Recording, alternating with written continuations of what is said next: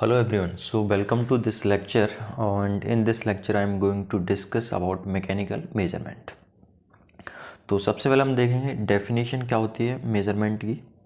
तो measurement is acquisition of the information about a state of phenomena in the world around us. तो आपको समझ में आता है it is a sort of collection of information about a state और phenomena.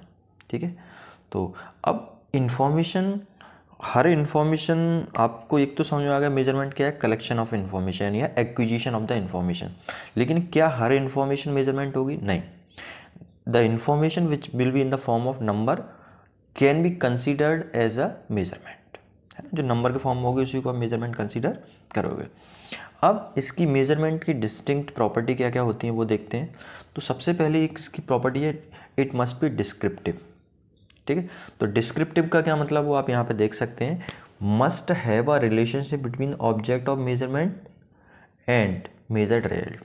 आप जो मेज़र कर रहे हैं रिजल्ट और आप मतलब और जो ऑब्जेक्ट है आपका मेजरमेंट का और मेजर रिजल्ट है, इनके बीच में रिलेशन होना चाहिए। फॉर एग्जांपल आपको एंथैल्पी और एंट्रोपी मेजर करना है, लेकिन आप इसको डायरेक्ट मेजर नहीं कर सकते। तो आपने प्रेशर और टेम्परेचर मेजर किया और प्रेशर और टेम्परेचर से आप कैलकुलेट कर सकते हैं कितना एंथैल्पी और एंट्रोपी है। तो बेसिकली यहाँ पे ऑब्जेक्ट ऑफ मेजरमेंट क्या हो गया, एंथैल्पी एंट्रोपी कैलकुलेट करना, और मेजर रिजल्ट क्या है, प्रेशर और टेम्परेचर। इन प्रेशर और टेम्परेचर से आप क्या कैलकुलेट कर रहे हो, एंथैल्पी कैलकुलेट। तो इसका मतलब there is a relationship between object of measurement and measure result. ठीक है, इसी की जगह यदि मैं कुछ और मेजर कर लेता, जैसे मान लीजिए मैं इसका मास मेजर कर लेता।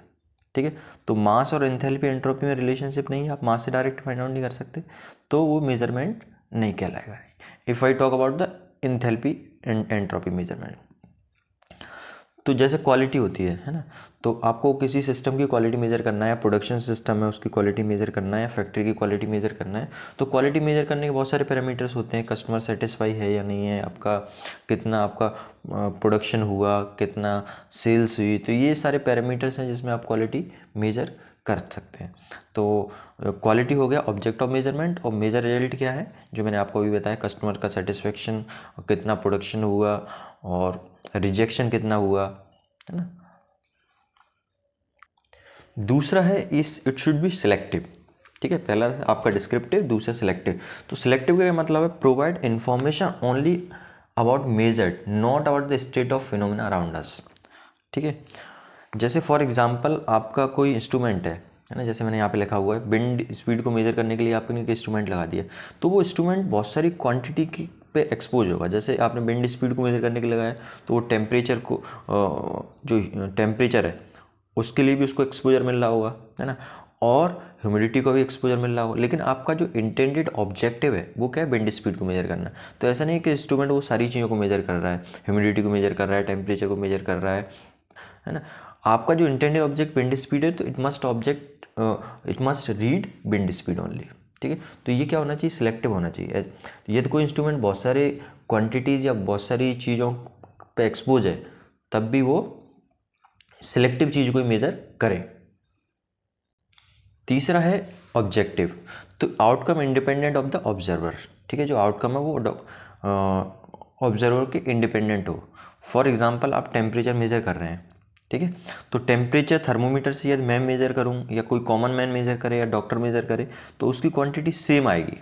ठीक है, ऐसा नहीं है कि डॉक्टर मेजर करे तो डिफरेंट आएगा, आप मेजर करें तो डिफरेंट आएगा, कोई और मेजर करे डिफरेंट आएगा। यदि आप एक पर्टिकुलर ऑब्जेक्ट का टेम्परेचर मेजर कर रहे हैं तो the value of temperature must be same. तो it is independent of the person है या इंडिपेंडेंट ऑफ द ऑब्जर्वर। तो आपका जो मेजरमेंट है it must be objective.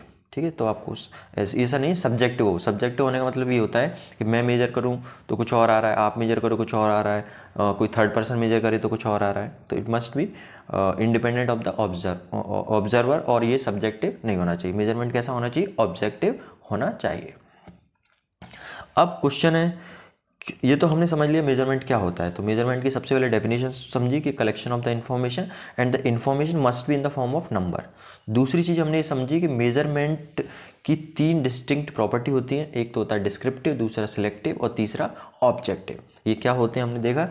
Next question ये अराइज होता है, व्हाई डू वी मेजर, हम मेजर करते ही क्यों हैं। ठीक है। तो आप यहाँ पे देख सकते हैं, और मेज़र करना बहुत इंपॉर्टेंट है, बिना मेज़र किए आप कुछ चीज़ को क्वांटिफाई नहीं कर सकते। तो इसमें लिखा हुआ आप देख सकते हैं यहाँ पे, to estimate the amount of something, है ना, किसी चीज़ का अमाउंट को पता करने के लिए, एस्टिमेट करने के लिए हम मेज़र करते हैं, ठीक है, क्वांटिफाई करने के लिए मेज़र करते हैं। दूसरा, to assign numerical values to the concept following physical law, ठीक है, जो फिजिकल लॉज होते हैं उनको आपका कॉन्सेप्ट प्रोवाइड करने के लिए, ठीक है, numerical value, assign numerical value to the concept following physical law, ठीक है। तीसरा इसमें है, आपको ये समझ में आ गया होगा, estimate amount of something, quantify, जैसे मास है ना, जैसे आपके पास मान लीजिए राइस रखा हुआ है ना, तो आपको क्वांटिफाई करना है तो उसके लिए क्या करना पड़ेगा, उसको मेजर करना पड़ेगा। 5 kg राइस है, 10 kg राइस है, तो आप एक तरह से उसका अमाउंट को एस्टिमेट कर रहे हैं, ठीक है। दूसरा इसी तरह से इसमें लिखा हुआ, to assign numerical values to concept following physical law, ठीक है, जो कॉन्सेप्ट फिजिकल लॉ को फॉलो कर रहे हैं उनको आप न्यूमेरिकल वैल्यूज असाइन कर रहे हैं। अब इसमें अगला देखेंगे आप, to verify law of nature, ठीक है, लॉ ऑफ नेचर को यदि वेरीफाई करना है तो उसके लिए भी आप यूज़ करते हैं, to routinely monitor industrial process, ठीक है। जैसे फॉर एग्जांपल जो आप कोई ऑपरेटर है ना, तो कोई मशीन चला रहा है, तो मशीन के बहुत सारे प्रोसेस पैरामीटर होते हैं, तो वो प्रोसेस पैरामीटर आपको मेज़र करने पड़ते हैं, ठीक है, और मेज़र करोगे तभी आपको पता चलेगा कि मशीन ठीक से काम कर रही है नहीं कर रही है। जैसे आप गाड़ी भी चलाते हैं तो उसमें बहुत सारे प्रोसेस पैरामीटर होते हैं, स्पीड कितना है उसका, गाड़ी में जो ऑयल लेवल इंडिकेटर वो शो करता है कितना है, ठीक है, तो जिससे आप या लुब्रिकेशन सिस्टम आपको चेक करना पड़ता है। तो इसके मेजरमेंट से क्या फ़ायदा होता है कि आप रेगुलरली उसको मॉनिटर कर पा रहे हैं, और गाड़ी का फेल्यूर से पहले आप उसको ठीक करा सकते हैं, है ना। एक छोटा सा एग्जांपल हो सकता है, चाय आप बनाते हो, तो चाय बनाने के लिए भी आपको क्या करना पड़ता है, जो पानी रखा है उसको आपको मेज़र करना पड़ता है, कितना वॉल्यूम आपको पानी रखना है, फिर आपको ये देखना पड़ता है कितने मिनट बाद उसमें जो चाय की पत्ती है वो मिलाना है ना, फिर कितने, तो ये सारी प्रोसेस को मॉनिटर करने के लिए भी आपको मेज़रमेंट की ज़रूरत पड़ती है, ठीक है। बिना मेज़रमेंट के आप कोई इंडस्ट्रियल प्रोसेस को मॉनिटर नहीं कर सकते हैं। At the basis of control, ठीक है, तो जैसे यहाँ पर है, ये मान लो कोई फ्लो सिस्टम लगा हुआ है, ठीक है, और यहाँ से वाटर का फ्लो हो रहा है, ये फ्लो कंट्रोल वाल्व है ना। तो फ्लो रेट को यदि आपको फ्लो रेट को कंट्रोल करना है तो सबसे पहले क्या करना पड़ेगा, इसको मेजर करना पड़ेगा कितना फ्लो रेट आ रहा है यहाँ से, ठीक है। उसी के बाद आप देखोगे आपको कितना ये वाल्व ओपनिंग करना है और ये कितना ये क्लोजिंग करना है, ठीक है। जैसे फॉर एक दूसरा एग्जाम्पल लिखा हुआ है इसमें, कि जैसे मान लो आप गाड़ी 80 किलोमीटर पर आवर की स्पीड से चला रहे हैं, है ना, ये चल रही है, तो आपको यदि कंट्रोल करना है इसको तो क्या करना पड़ेगा, सबसे पहले आपको मेजर देखना पड़ेगा ना कि गाड़ी की स्पीड क्या है, तब तो आपको पता चलेगा ज़्यादा स्पीड से चल रही है कम स्पीड से चल रही है। यदि आपको लगेगा कि मेरे को 60 के अराउंड चलाना है, यदि आपकी गाड़ी 80 पे चल रही है तो आप उसको वापस से 60 पे लेके आओगे। To help establishing and enforcing standards, ठीक है, तो बिना मेजरमेंट के आप स्टैंडर्ड कैसे बनाओगे मेजरमेंट के, ठीक है। तो इसमें बेसिकली क्या होता है, आप स्टैंडर्ड्स को बनाते हैं। To identify and share resources, ठीक है, ये जैसे फॉर एग्जांपल जो आपके कन्वेंशनल सोर्सेज हैं, कोल है, पेट्रोलियम है, ये आने वाले समय में डिप्लीट हो जाएंगे, ख़त्म हो जाएंगे, ठीक है। तो आपको इसका पता कैसे चलेगा, आपको मेजर करना पड़ेगा रिसोर्सेज को, ठीक है, और उनकी इंफॉर्मेशन को शेयर करना पड़ेगा। अगला आप देख पा रहे हैं यहाँ पे, फॉर ट्रेडिंग एंड कॉमर्स, ठीक है, ट्रेडिंग, कॉमर्स, शेयर मार्केट, इस सब में भी मेजरमेंट की बहुत ज़्यादा ज़रूरत पड़ती है। फॉर परफॉर्मेंस इवैल्यूएशन, ये भी है, जैसे फॉर एग्जांपल एक सीधा सा एग्जांपल इसका ये हो सकता है, आपको यदि इंजन का परफॉर्मेंस मेजर करना है, ठीक है, तो आपको देखना पड़ेगा ना कितना हीट का आपने एडिशन किया, कितना आपको वर्क मिल रहा है, आपने दोनों चीज़ों का मेजरमेंट किया, तब तो आप उसके परफॉर्मेंस को एवेल्यूएट करें। भाई इंजन का परफॉर्मेंस हम कैसे कैलकुलेट करते हैं, इंजन का परफॉर्मेंस हम कैलकुलेट करते हैं उसकी एफिशिएंसी को कैलकुलेट करके, ठीक है। तो एफिशिएंसी को कैलकुलेट करने के लिए आपको ये मेजर करना पड़ेगा कितना आपने हीट का एडिशन किया है, कितना आपको वर्क मिल रहा है, ठीक। तो किसी भी आप जैसे आपको किसी सिस्टम का और प्रोडक्शन सिस्टम का परफॉर्मेंस एवेल्यूशन करना है, तो आपको देखना पड़ेगा कितना प्रोडक्ट आउटपुट मिल रहा है, कितना आपने इनपुट रिसोर्सेज उसमें लगाए हुए हैं, ठीक है। तो इन सब चीज़ों का मेजरमेंट करने के बाद ही आप किसी चीज़ का परफॉर्मेंस एवेल्यूशन कर सकते हैं।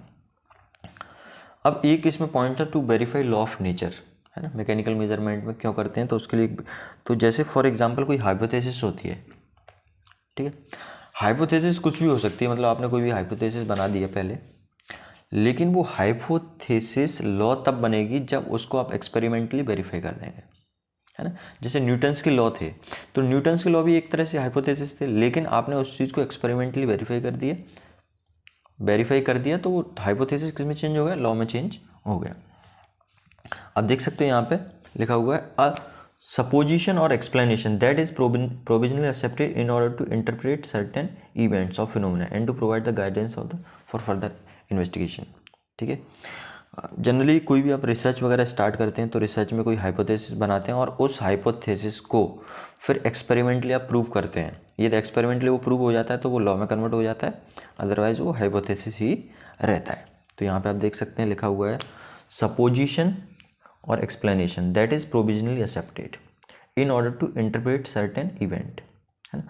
कोई इवेंट को आपको एक्सप्लेन करना है, ठीक है, तो उसमें आपने कुछ एक्सप्लेनेशन ले लिया, उसमें कुछ एक्सेप्टेड कुछ कॉन्सेप्ट्स ले लिया उस फिनोमेना को एक्सप्लेन करने के लिए, जिससे आप उसमें फर्दर इन्वेस्टिगेशन कर सकें, ठीक है। फॉर एग्जांपल मैथ में एक सिंपल एग्जांपल होता है, जैसे आपने पढ़ा होगा क्वांटिटीज़ वगैरह को निकालते हैं तो आप मान लेते हैं let the value of this particular quantity be x, ठीक है, तो वो एक तरह से हाइपोथेसिस हो गया, लेकिन फर्दर उस एक्स की वहाँ पे उसको मान के फिर आप उसकी वैल्यूज़ को कैलकुलेट करते हो, फाइनली उसकी वैल्यू को कैलकुलेट कर, तो यही मतलब यहाँ पे होता है। तो मेजरमेंट में कोई भी हाइपोथेसिस को आप लॉ में तभी चेंज कर सकते हैं जब वो मेजरमेंट से एक्सपेरिमेंटली आपका वैलिड हो जाए, ठीक है। ये लिखा है hypothesis become a law only when it is validated bye experiment.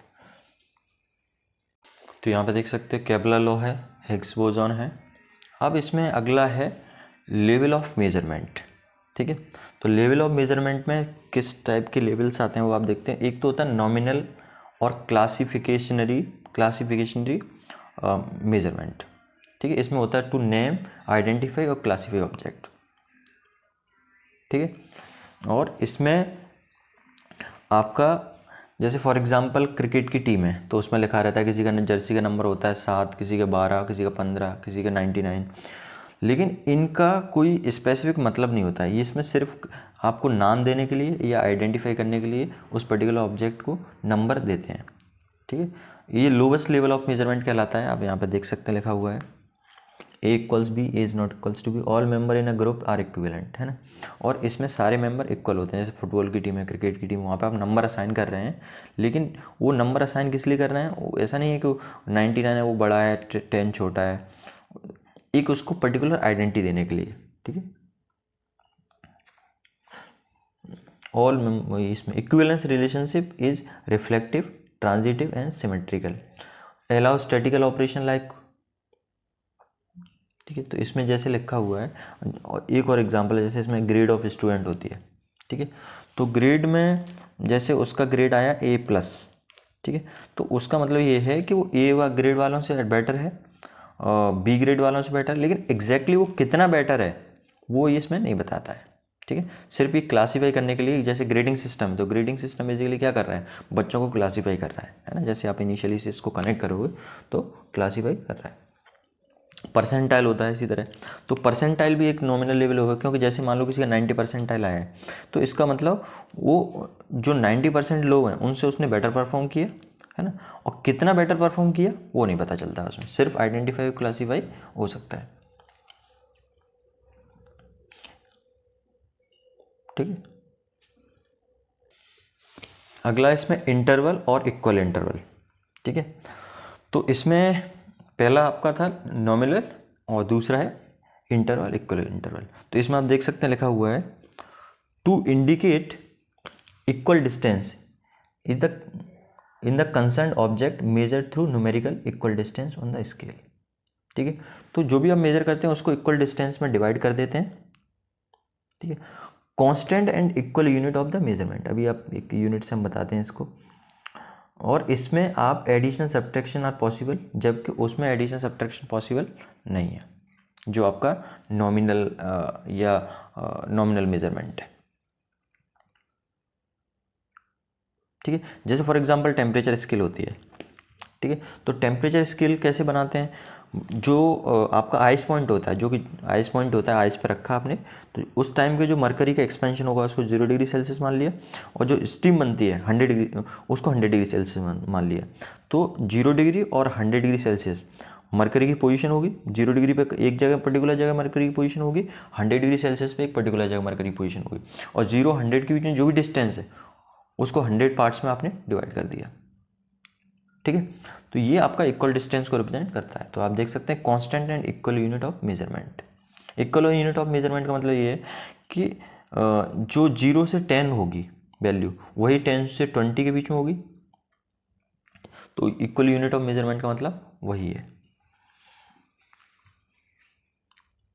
ठीक है, जैसे फॉर एग्जांपल परसेंटाइल के केस में देखें या ग्रेडिंग के केस में देखें, परसेंटाइल के केस में देखें, ऐसा नहीं कि 60 परसेंटाइल टू 70 परसेंटाइल की जो वैल्यू है वो आपके 80 परसेंटाइल और 90 परसेंटाइल के बीच की वैल्यू होगी, उसके बराबर नहीं होगा। जैसे आपको नॉमिनल की मैं बात करूँ तो, लेकिन यहाँ पे यदि टेम्परेचर की बात करें तो 60 से 70 के बीच में कितना डिफरेंस है, 10 का। तो वहाँ पे 70 से 80 के बीच में भी कितना 10 का ही डिफरेंस होगा।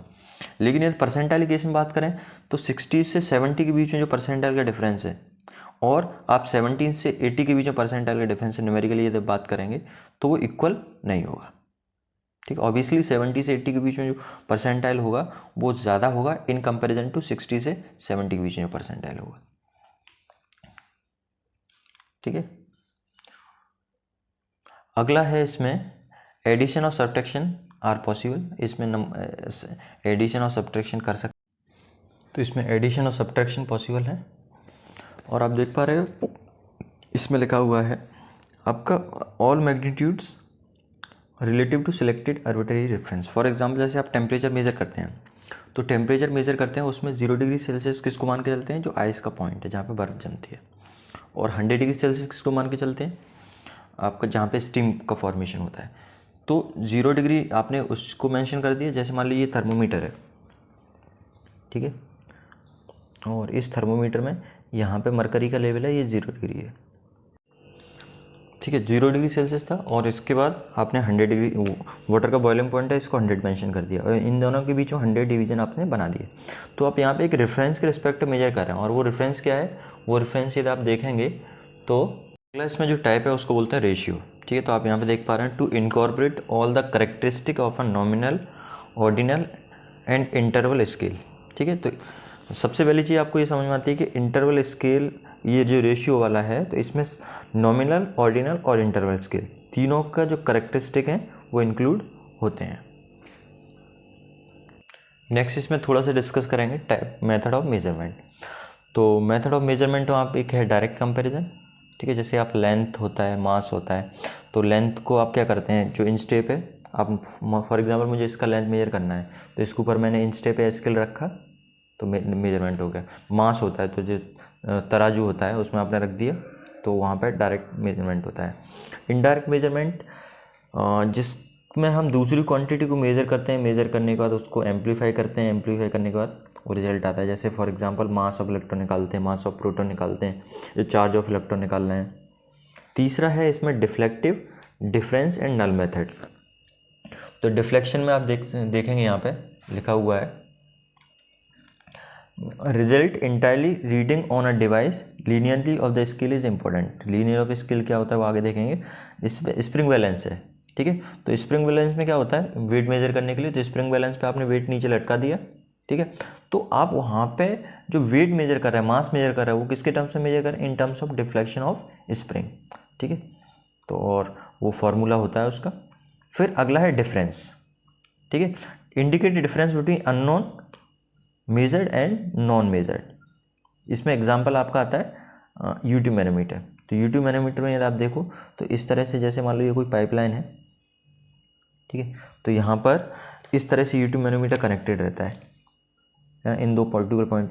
तो इस तरह से यूट्यूब मैनोमीटर कनेक्टेड रहता है, और फॉर एग्जांपल मरकरी का लेवल यहाँ पे इतना है और इधर मरकरी का लेवल कम है, ठीक है, तो ये आपको प्रेशर डिफरेंस यदि निकालना है, ठीक है, तो ये मान लीजिए h है, यहाँ पे इन दोनों के बीच में डिस्टेंस क्या है, h, तो आप p निकालेंगे, p इक्वल्स रो जी एच। तो इसको बोलते हैं डिफरेंस मेथड। अगला है नल मेथड। नल मेथड का मतलब जैसे आप कंपैरिजन कर रहे हो तो उसमें नल पोजीशन आ जाए। जैसे फॉर एग्जांपल तराजू होता है, तो तराजू में आप मेजरमेंट करते हो, एक तरफ बांट रखा रहता है, एक तरफ जो भी सामान होता है उसको रख के मेजर करते हैं, ठीक है। तो जो आपका कांटा होता है ऊपर, है ना, तराजू में कांटा होता है, वो बिल्कुल स्ट्रेट वर्टिकल पोजीशन में आ जाए, तो इसका मतलब दोनों तरफ क्वांटिटी क्या है, बराबर है। तो इसको बोलते हैं नल मेथड, ठीक है।